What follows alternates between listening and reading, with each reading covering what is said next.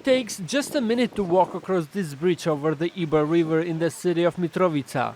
And yet, it's a journey that takes you back years. For the past 2 decades, Kosovo's northernmost city has been on a fault line between Serbs in the north and ethnic Albanians in the south. It is still taboo to see members of either community cross the bridge and mix together. Most young people born since the war ended have never crossed to the other side. Those who have say they went surreptitiously. I have been a couple of times on the other side of the bridge just out of curiosity.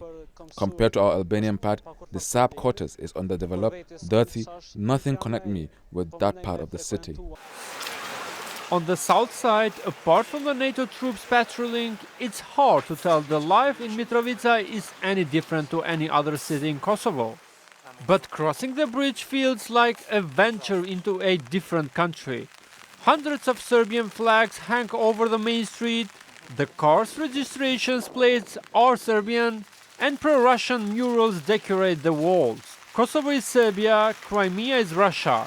Reads one and the letter Z, the symbol of Russian military since the Ukraine war's onset. Kosovo declared independence from Serbia in 2008, a move recognized by more than 100 nations, but rejected by Serbia and the local Serbs. Last week, the situation in the Serb majority north of Kosovo deteriorated after ethnic Albanian mayors, elected after Serbs officials resigned en masse in late 2022, took office in 4 northern municipalities.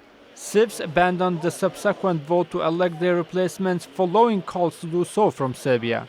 Local Serbs gathered in front of town halls to prevent the Albanian mayors from entering their offices. That was enough for Serbia to send troops to the Kosovo border and for Kosovo to put police and NATO's 3,800-strong peacekeeping force on standby. Violence erupted on Monday afternoon when protesters used makeshift weapons and homemade firebombs against NATO troops and set police cars on fire.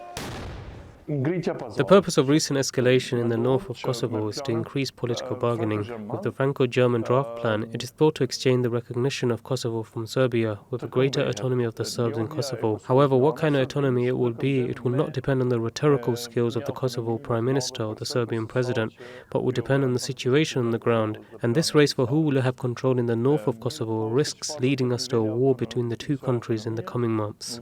Tatiana Lazarevic, editor of North Kosovo's base portal Kosev, says Kosovo authorities are to blame for insecurity. Most responsible for this large insecurity, feeling of insecurity and uncertainty at Kosovo Prime Minister.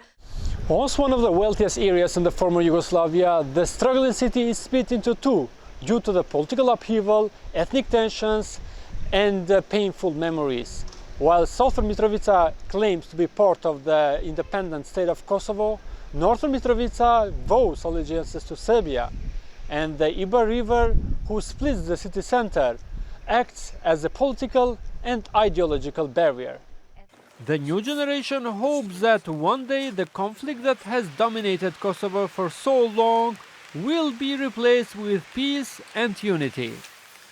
Abdul Wahab UP, TRT World, Mitrovica, Kosovo.